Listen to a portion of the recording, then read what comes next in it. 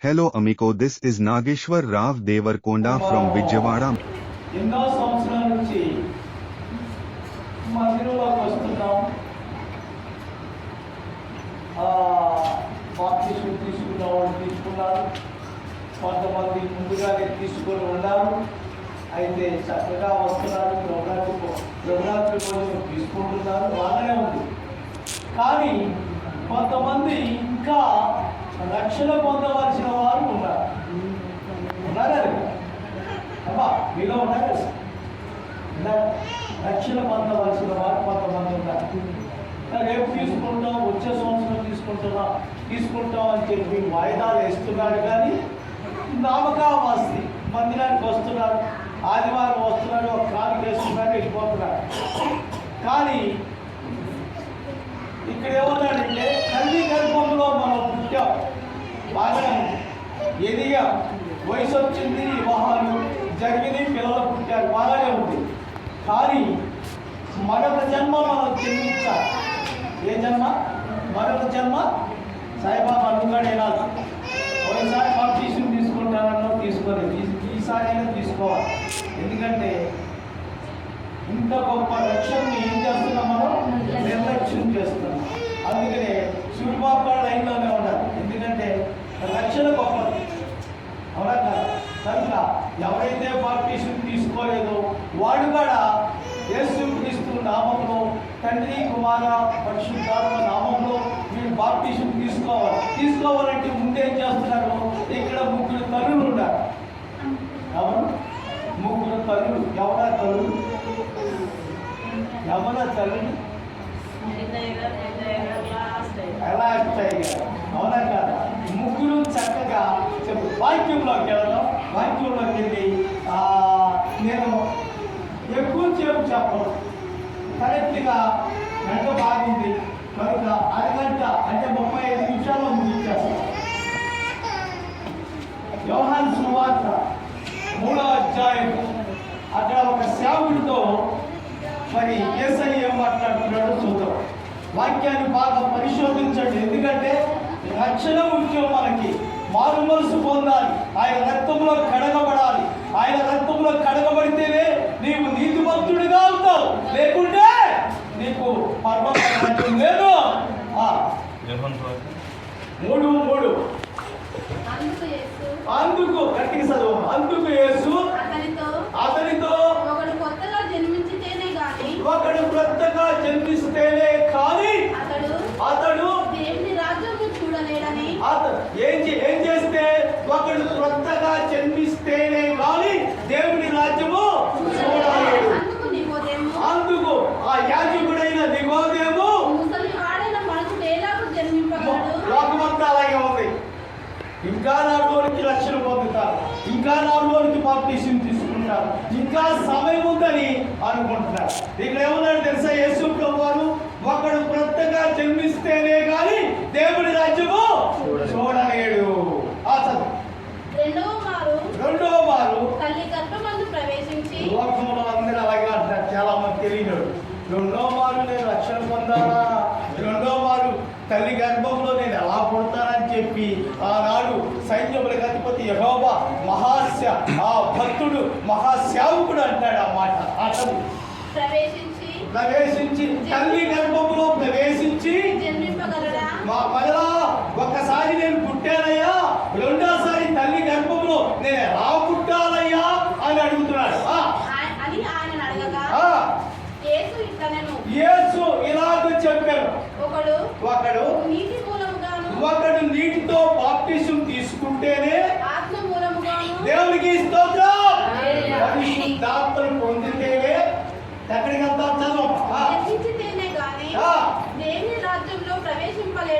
దేవునికి స్తోత్రం. దేవుని రాజ్యంలోకి మనం ప్రవేశించాలంటే ఏం చేయాలి?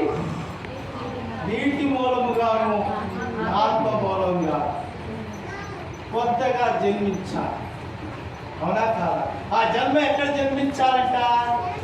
చెప్పండి. ఎక్కడ? ఇంటికాడ దేవుని దేవాలయంలోకి వచ్చి ఉపవాస ప్రార్థన చేసి, కన్నీటి ప్రార్థన చేసి, ఆయన రక్తంలో, ఇది గొర్రె పిల్ల రక్తంలో ఏం చేయాలి? నీ హృదయం అనే వస్త్రము ఏం చేయాలి? తెలుగు చేసుకోవాలి. అప్పుడు నువ్వు పరిశుద్ధురాలివి, నువ్వు పరిశుద్ధుడు. దేవునికి స్తోత్రం. ఎంతమంది, చాలా మంది బాప్టిజం తీసుకోకుండా ఉన్నవారు ఎంతమంది చేతులు తీసుకోకుండా ఉండేవారు? 1 2 3 4 ఎత్తారు 5 6 చూడబాబు తీసుకున్నావా? నాకు చెప్పాలి, ఆన్సర్ రావాలి. తీసుకున్నామే అప్పుడు తీసుకున్నావా? పెళ్లికి ముందు తీసుకున్నాం. నువ్వు పెళ్లికి ముందు కాదు, ఆ పెళ్లికి ముందు బాబు తీసిపోయాడు, ఈ బాబు తీసిపోయాడు. బాబు కొత్తగా జన్మించాలని ఇక్కడ చెప్తున్నాడు. అక్కడ ఇంకో దగ్గర అన్నాడు, అయ్యో నేను తల్లికి బాబులు ఎలా దూరాలన్నాడు. అవునా కాదు? కనుక బాప్టిజం తీసుకోండి. ఏ నామంలో తీసుకున్నావు? తెలియదు, మర్చిపోయావు. మరి ఇది రక్షణ ఎక్కడ ఉంది? చెప్పండి. శివుడిబాబు కానీ సాయిబాబా కానీ ఇక్కడ ఉన్న వారంతా చాలా మంది ఉన్నారండి, రక్షణ పొందవలసిన వారు ఉన్నారు. మరి వాళ్ళు అలాగే ఉంటే ఎలాగా? మన బాప్టిజం ఎలాగా? కూర్చోబెట్టి దేవునికి స్తోత్రం. అవునా కాదా? నీటి మూలము కాదు, ఆత్మ మూలము కాదు, జన్మిస్తేనే కానీ దేవుని రాజ్యంలోనికి ప్రవేశింపలేము. అంటే పరలోక రాజ్యంలోకి వెళ్ళలేము. నీటిలో బాప్టిజం తీసుకో, గొర్రెపిల్ల రక్తంలో మన హృదయాన్ని కడుక్కోవాలి, ఆయన పరిశుద్ధాత్మను పొందాలి. పొందితేనే దేవుని రాజ్యానికి వెళ్తాం, లేకుంటే వెళ్తామా? వెళ్దాం. నువ్వేదో వచ్చి సందా ఎత్తే నేను పరలోకి వెళ్తాను అన్నమాట, ఆ అబద్ధం. అవునా కాదా? అందుకనే చెప్తున్నాడు. ఇక్కడ 3 తల్లులు ఉన్నారు. ఆ తల్లులు 3 ఏం చేస్తున్నారో చూద్దాం. యెషయా గ్రంథం 66:10. 66:10 ఎప్పుడో ఫస్ట్ లో చెప్పే ఈ వాక్యం. యెరూషలేమును ప్రేమించు వారులారా. ఎవరు వీళ్ళు? యెరూషలేము అంటే ఇక్కడ ఏమన్నాడు? దేవుని రాజ్యంలోనికి ప్రవేశించాడు. నీటి మూలం కాదు, ఆత్మ మూలం కాదు, క్రీస్తు రక్తంలో కడగబడితేనే ప్రవేశిస్తానని చెప్పాడు. ఇక్కడ చూడు, నేను ప్రేమిస్తున్నానంట. యెరూషలేమును ప్రేమించు వారులారా, మీరందరూ ఆమెతో సంతోషించుడి, ఆనందించుడి. ఎవరితో? ఆమెతో సంతోషించుడి, ఆమెతో ఆనందించుడి. ఆమెను బట్టి, ఎవరామె? మీ తల్లులను బట్టి దుఃఖించు వారులారా, మీ మందిరంలో కూర్చోబెట్టి ఈ ప్రార్థన చేయి, అలా ప్రార్థన చేయి, ఈ ఉపవాసం చేయి అని చెప్పే సేవకుడిని బట్టి, సేవకుడే నీకు తల్లి అయి ఉన్నాడు. చదువు. మీరందరూ ఆమెతో ఉత్సాహించుడి, ఆదరణకర్త అయిన ఆమె ధాన్యమును. మనకు ఆదరణకరమైన ఏంటి? ఆధారం ఏంటి మనకి? ఆది యందు వాక్యమే. ఆమె స్తన్యములు కుడిచి, అంటే పాత నిబంధన కొత్త నిబంధన వాక్యములే పాలు తాగాలి. దేవుడికి స్తోత్రం. చెప్పండి, దేవుడికి స్తోత్రం. చెప్తున్నారా? మనుషుల్లో దీర్ఘాడు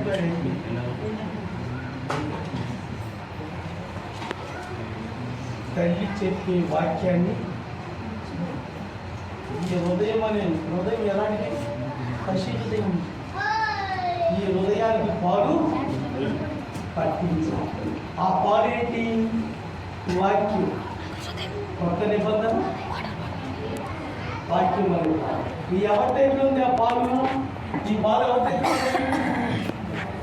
దేవుడు ఎవరి వాక్యం చెప్పమన్నాడు? సేవకునేనా? ఇదిగో పాత నిబంధన వాక్యం అనే పాలన నీ తల్లి దగ్గరికి రావాలి. ఏ తల్లి?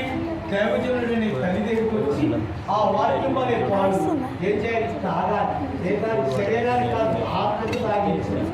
దేవుడికి స్తోత్రం. ఆమె స్తన్యములు కుడిచి చదువు. ఆమె వాక్యాన్ని విని ఏం చేయాలి? తెలుగులో వాక్యాన్ని విని ఏం చేయాలి? ఆనందించాలి. దేవుడికి స్తోత్రం. చేస్తున్నామా వాళ్ళు?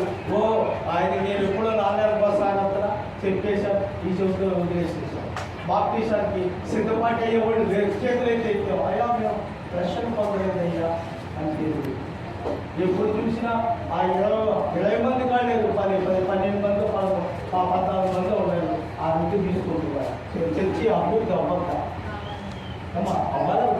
సాయిబాబా తీసుకోవాలి, శివబాబు తీసుకోవాలి. చర్చి చూడు ఎలా ఇటు చూస్తే ఆడపిల్లలే ఉంటాయి, ఇటు చూస్తే మగవాళ్ళు ఉంటారు. ఆ పాపం వెంకటయ్య గారు ఆయన సేవకుడే, ఈయన మన బాలయ్య గారు ఆయన అప్పుడు కూర్చున్నారు. చర్చి అభివృద్ధి జరిగి రక్షణ పొందాలంటే చక్కగా మీరు చెప్పింటాయంటే పెట్టాడు కదా, 8 to 10 చేస్తారంటే అయినా కానీ రాలేకపోతున్నారండి. జాషువా గారు ముందు ఏం చేసేవాడు కదా, అర్ధరాత్రి 11 నుంచి తర్వాత ఓడేసేవాడు. చర్చి అంతా సత్యవాడు. దేవుడికి స్తోత్రం. ఏం చేయాలి? ఏ పాడాలి? వాక్యం అనే పాడని ఆపేక్షించు అంటే బాగు తాగితే మంచిది. అలాగే ఇక్కడ చెప్తున్నాడు యోహాను సువార్త 3:6 చూద్దాం. శరీరం మూలంగా జన్మించినది శరీరమును ఆత్మ మూలంగా జన్మించినది ఆత్మయు అయ్యున్నది. మీరు కొత్తగా జన్మించాలని నేను మీతో చెప్పినందుకు ఆశ్చర్యపడవద్దు. తన ఇష్టమైన చోటు చాలమ్మా. దేవుడికి స్తోత్రం. కొత్తగా జన్మించమని నేను చెప్పాను, మీరు ఆశ్చర్యపడవద్దు. కొత్తగా జన్మించిన శిష్యులను పోలిన వారిని రక్షణ విషయమై వెదిగి నిమిత్తము ఆ పాలను దేవుడికి స్తోత్రం. అవునా కాదు? చాలా మంది వచ్చి కూర్చుంటున్నారు, వెళ్తున్నారు, కానీ ఏమాత్రము ఆ ప్రభుత్వం పోయినట్టు కూడా ఏదో ఆ శావుకుడు ఏమనుకుంటాడు. అవునా కదా? అవునా? ఆ సేవకుడు ఏమనుకుంటాడు అని వస్తున్నాడు, కానీ ఎప్పుడు చూసినా 10 మంది అన్నాం. లక్షల పంపులో ఎటు వెళ్ళిపోయారో తెలియదు, తుఫాన్లో కలిసిపోయారు, ఎటు వెళ్ళారో తెలియదు. అలా కాపాడతావా? ఎప్పుడో ఇప్పుడు వచ్చారు ఇద్దరికి పెళ్ళి అయిపోతుంది. దీంతో దేవుడికి స్తోత్రం. చాలా మంది ఆశ్చర్యస్తులు మన మధ్య ఎలా ఉండాలి? ఎలా ఉండాలి? కలకలాడుతూ. అవునా కాదు? ఇంత గొప్ప ఆయన శరీరము, నా శరీరం తిని నా రక్తం తాగువాడే నిత్య జీవం గలవాడు, అంచి తినారా లేపుతారని భక్తాలు. అవునా కాదు? కనుక అలాగే 1వ పేతురు పత్రిక 2వ అధ్యాయం ఫస్ట్ వచ్చిన 2వ అధ్యాయం ఫస్ట్ వచ్చిన ప్రభువు దయాళుడని యేసు ప్రభు దయాళుడని మీరు రుచి ఉన్న ఎడల సమస్తమైన దుష్టత్వమును సమస్తమైన కపటమును సమస్తమైన వేషధారణను అసూయను సమస్త దూషణ మాటలు మాని ఇప్పుడు ఎలా జన్మించాలంటే మందిరంలోకి వచ్చి పాత జీవితాన్ని పాతిపెట్టి నూతన జీవితాన్ని పొందాలి. దేవుడికి స్తోత్రం. అసూయ, వేషధారణ, మోసం ఇవన్నీ ఎక్కడ ఉన్నాయట? శరీరంలో ఉన్నాయా? ఇక్కడ ఉన్నాయా? హృదయంలో ఉన్నాయి. ఆ హృదయంలో ఉన్న తీసేసి ఎలా జన్మించాలంట? కొత్తగా. అక్కడ నికోదేముతో చెప్పాడు, ఒకడు కొత్తగా జన్మిస్తేనే కానీ దేవుడి రాజ్యంలోనికి ప్రవేశించలేడు. మరి మీరు కొత్తగా జన్మిస్తానికి ఎంతమంది సిద్ధంగా ఉన్నారు?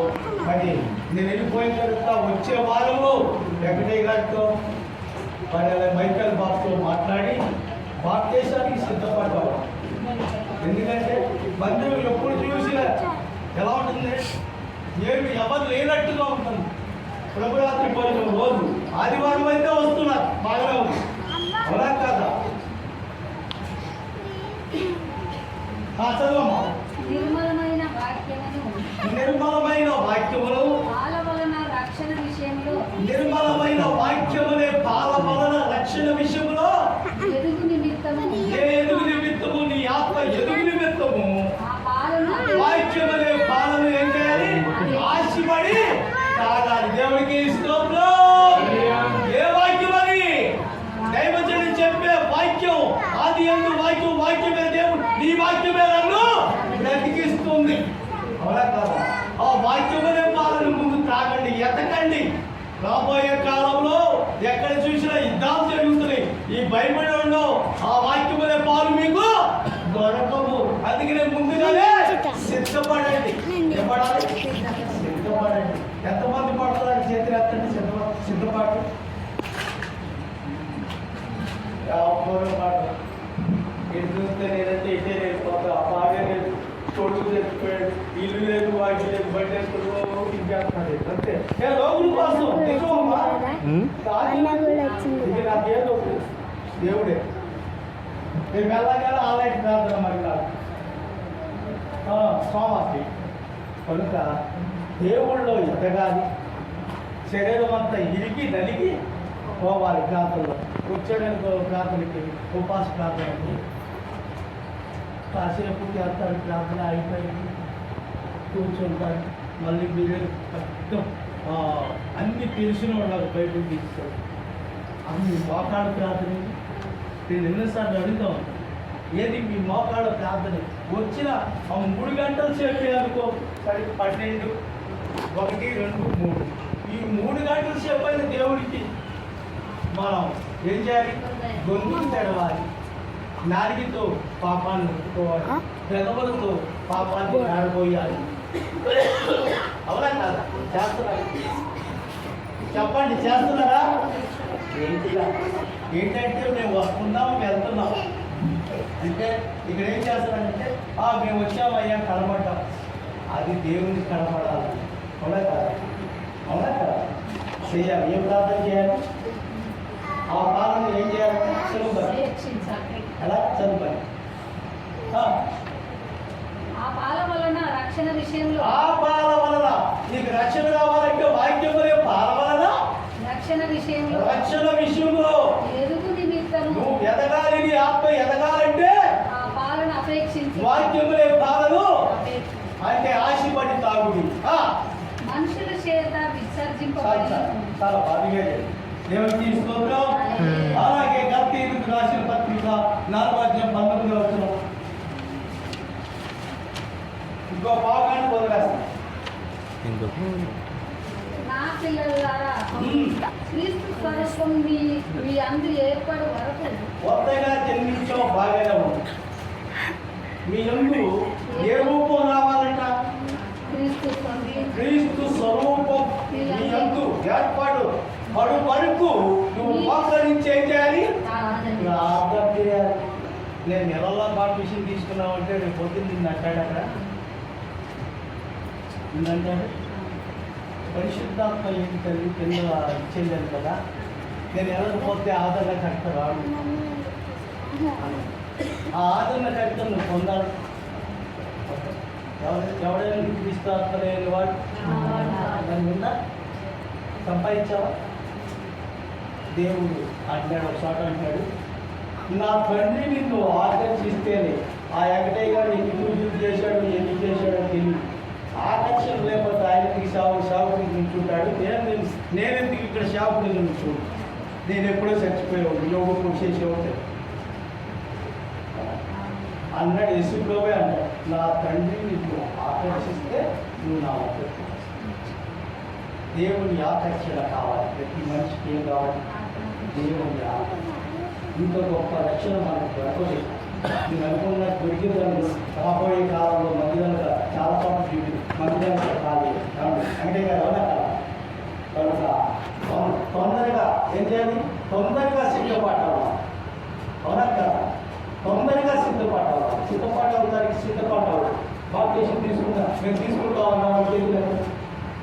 చేతులు తీసుకున్నావుగా, తీసుకుంటాం అన్నవాడు.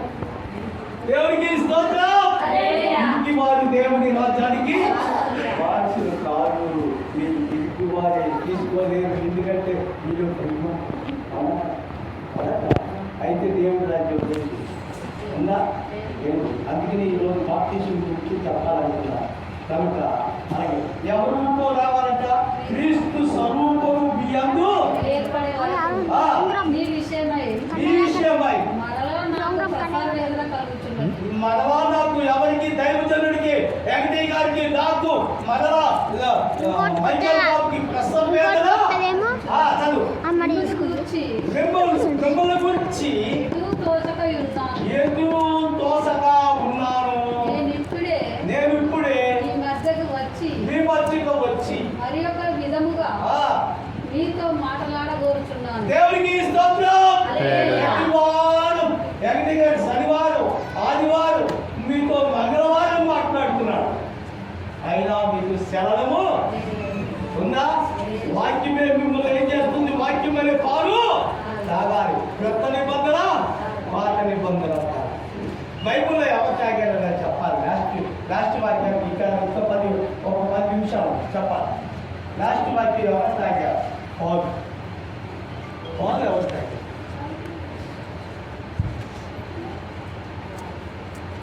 చెప్పాలి.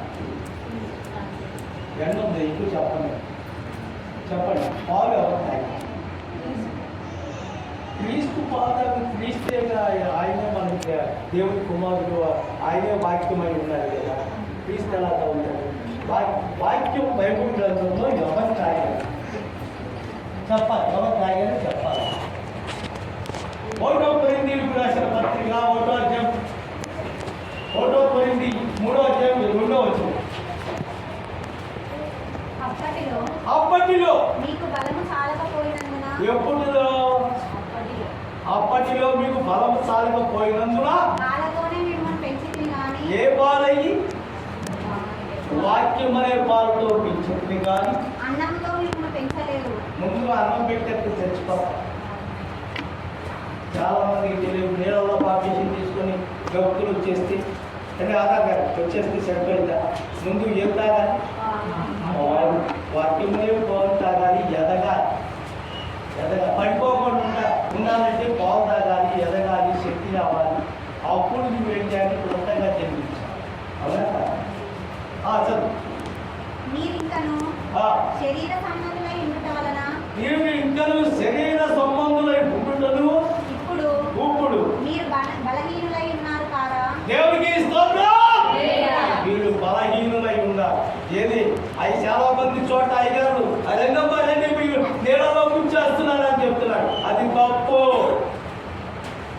ముందు ఉపవాస ప్రాంతంలో క్రీస్తు స్వరాన్ని విని ఆయన రక్తంలోని హృదయమనే వస్త్రాన్ని రుద్దుకొని నీ పాపాలు క్షమింపబడి ఆయన రక్తంలో కడగబడి అప్పుడు నీటిలో బాప్టిజం తీసుకొని నీవు ఆత్మ పొందితేనే దేవుని రాజ్యానికి వెళ్తావు. లేకుంటే నువ్వెవరమా?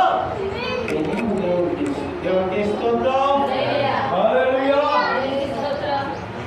అందుకనే ఇక్కడ అంటున్నాడు 1 కొరింథీ 4వ అధ్యాయం 16వ వచనం.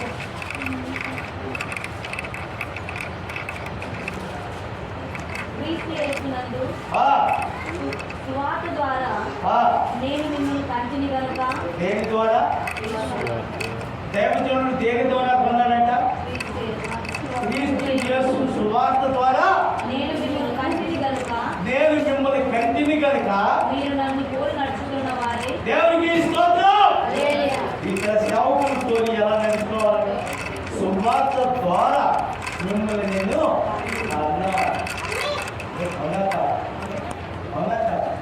అక్కడ ఏమన్నాడు? ఒకడు క్రొత్తగా జన్మిస్తేనే కానీ దేవుని రాజ్యం. ఇక్కడ సువార్త ద్వారా ఏం చేశాడు? నేను మిమ్మల్ని ఎవరన్నా ఈ మాట చెప్పాలి.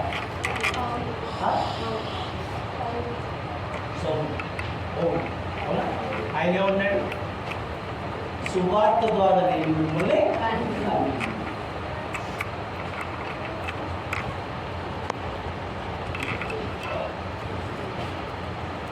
ఆయన ఎవరో చూద్దాం.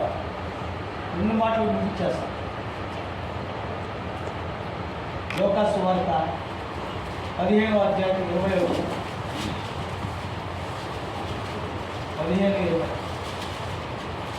దేవుని రాజ్యం ఎప్పుడు వచ్చినని పరిసయ్యులు ఆయన అడిగినప్పుడు వాడు ఇంకా దూరంగా ఉన్నప్పుడు తండ్రి వాడిని చూసి ఏమన్నాడు? తండ్రి వాడు ఇంకా దూరంగా ఉండగా తండ్రి వాడిని చూసి కనికరపడి పరిగెత్తి వాడి మెడ మీద పడి వాడు మీద పడి ముద్దు పెట్టుకొనెను. దేవునికి స్తోత్రం. ఏమొచ్చింది? ఏమొప్పుకుంటే వచ్చింది? కింద చదువు. అప్పుడు ఆ కుమారుడు అతనితో తండ్రి పరలోకమునకు విరోధంగాను నేను పరలోక రాజ్యానికి విరోధముగాను నీ ఎదుటను పాపం చేసి నేను మీ ఎదుట పాపం చేశాను కనుక ఇక మీదట నీ కుమారుడని అనిపించుకొనుటకు నీ కుమారుడని నేను అనిపించుకుంటానికి యోగ్యుడని కాను. కాదు. అయితే తండ్రి తన దాసులను చూసి ప్రశస్త వస్త్రము ఎప్పుడు వచ్చాడు? ఎప్పుడు జన్మించాడంటే ఆయన కొత్తగా పాత జీవితాన్ని పాతి పెట్టి కొత్తగా జన్మించాడు. తండ్రి వాడిని చూసి ఎవరంటే ప్రశస్త వస్త్రము ఏ వస్త్రము? రక్షణ వస్త్రం ఇచ్చి తెచ్చి వీనికి కట్టి వీడికి కట్టి వీని చేతికి ఉంగరం పెట్టి పాదములకు చెప్పులు తొడిగించి పాదములకు సమాధాన సువార్త వలన సిద్ధ మనిషిని జోడు తొడిగి త్రోకిన దూడను చాలా తెచ్చి ఇచ్చాడా లేదా? అంటే కదా ఇచ్చాడా? మరి మీరు కొత్తగా జన్మిస్తూ పాపం ఒప్పుకుంటే తప్పిపోయిన కుమారులాగా నీకు గురించి ఏం చేస్తాడు? మీద పడి ఏం చేశాడు? ముద్దు పెట్టి రక్షణ వస్త్రం ఇచ్చి సమాధానమైన సువార్త సిద్ధ మనిషిని జోడు తొడిగి రక్షణ ఉంగరం ఇచ్చి పరలోక రాజ్యానికి. మరి మీరు ఎప్పుడు ఏం సంపాదించుకున్నారు? చేతులు మీరు సంపాదించుకోండి. వాక్యం చెప్తున్నారు. ఇప్పుడు చెప్తున్నా రక్షణ మాత్రం పొందాలి. బాప్టిజం తీసుకోవాలి. ఆయన శరీరంలో ఆయన రక్తము తాగాలి. ఎంతకాలం ఆ నమ్ములేదా? ఆయన ఏమన్నాడు చూద్దామా? లాస్ట్ పైన చూద్దామా? ఆయన ఏమన్నాడు? లాస్ట్ పైన చూద్దాం. పరమగీతము 8వ అధ్యాయం ఫస్ట్ ఏమన్నాడు?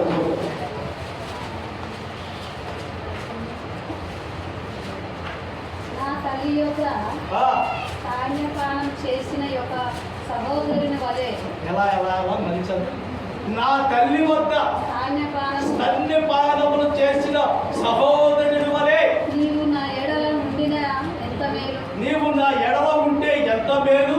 అప్పుడు నేను నీకు బయట ఎదురై దేవునికి స్తోత్రం. ముందు స్తన్యపానములు తాగండి. పాత నిబంధన కొత్త నిబంధన అనే వాక్యాన్ని అప్పుడు యేసయ్య నీకు బయట ఎదురై ఏం పెడతాడు? ముద్దులు పెడతాడంట. ఆ తప్పిపోయిన కుమారునికి మెడ మీద పడి ఎలా ముద్దు పెట్టాడో నీకడ ఆ ముద్దు పెడతానికి సిద్ధంగా ఉంది. కానీ నువ్వు బయట ఎదురయ్యేది లేదు.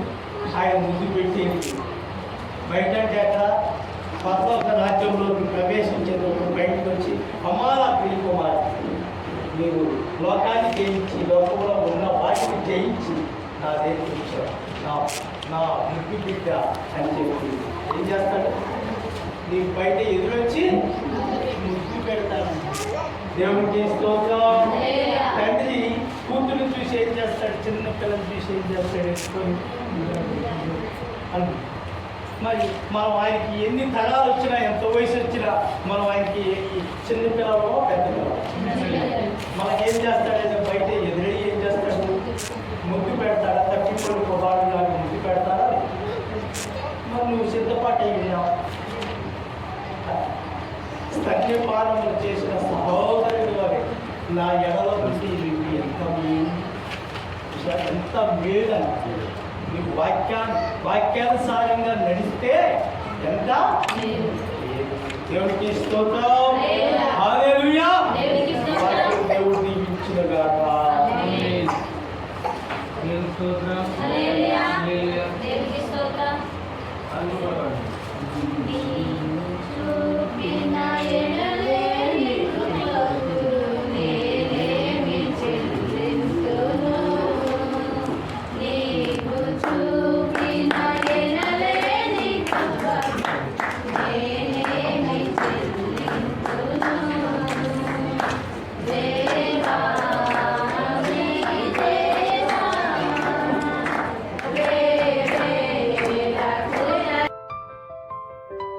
బాప్తిసం పొందుకొని పరిశుద్ధాత్మను పొందుకొని నా ప్రభు నీ నామంలో జీవించి వారి పరలోకంలో నా తండ్రి నివాసాన్ని సంపాదించుకున్నారు. దేవానికి స్తోత్రమైన తండ్రి, ఈ సమయమందు విన్నటువంటి వీళ్ళందరికీ కూడా తండ్రి, మరి ఎవరైతే నా తండ్రి మరి ఇక నీకు హృదయాన్ని సమర్పించుకోలేక లోకంలో ఇంకా కొంత మరి అనుభవించవలసినది ఉన్నది, లోకంలో ఇక నేను చేయవలసినటువంటి పాడుబుద్ధులు ఉన్నాయి, లోకంలో మేము ఇంకా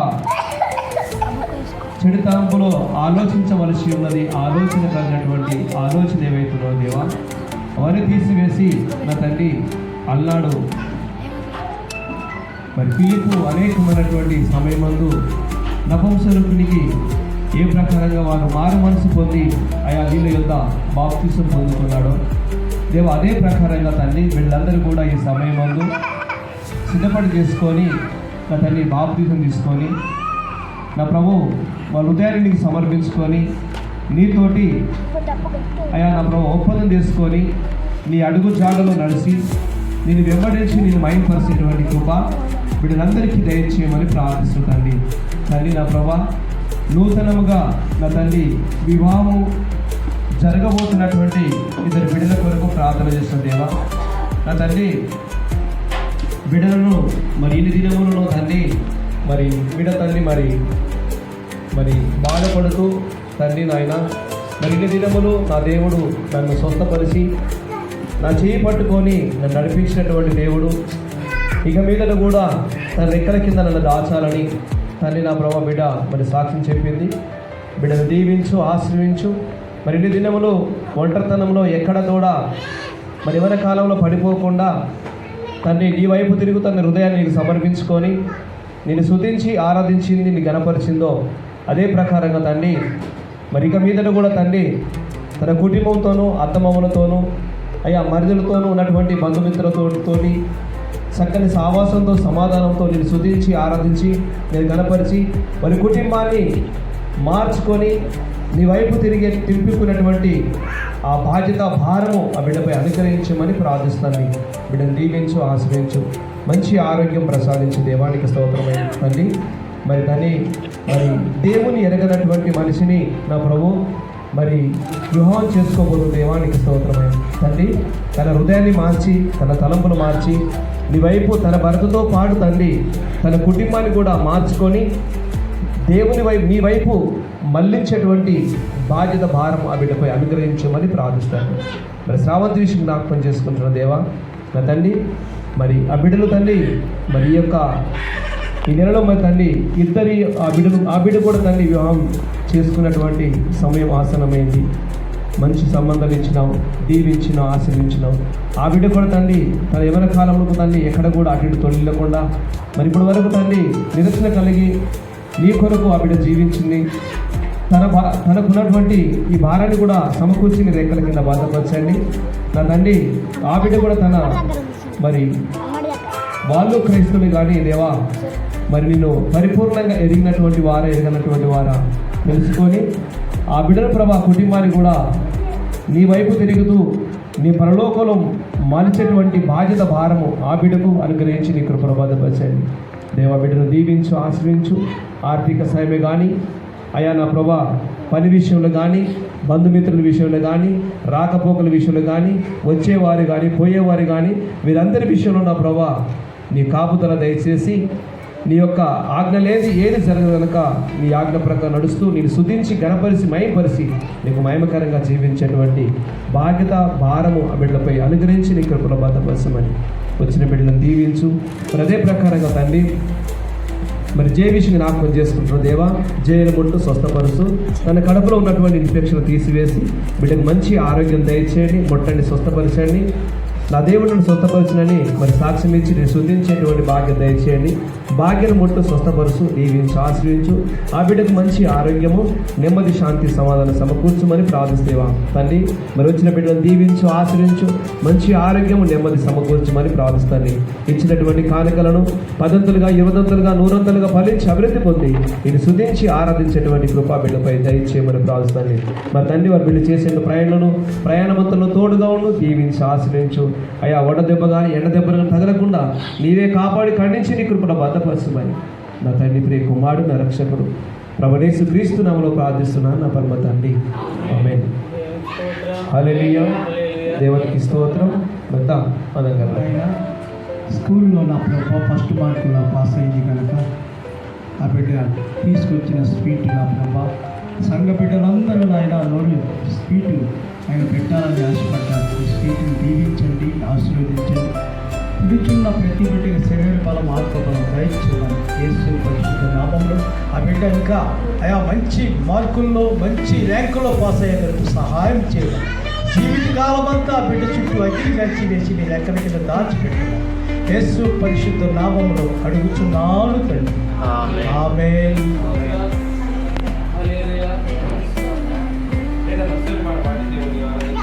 సిలువ రక్తమే జయం, యేసు రక్తమే సంపూర్ణ విజయం. అపవాది క్రియలు అనంత నాశనం. తండ్రి యొక్కయు కుమారుని యొక్కయు పరిశుద్ధాత్మ సహవాసము సదాకాలము మాతో ఉండును గాక. దేవునికి స్తోత్రం. హల్లెలూయా.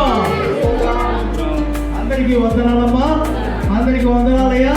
అందరూ లేచి నిలబడితే ముగిపడ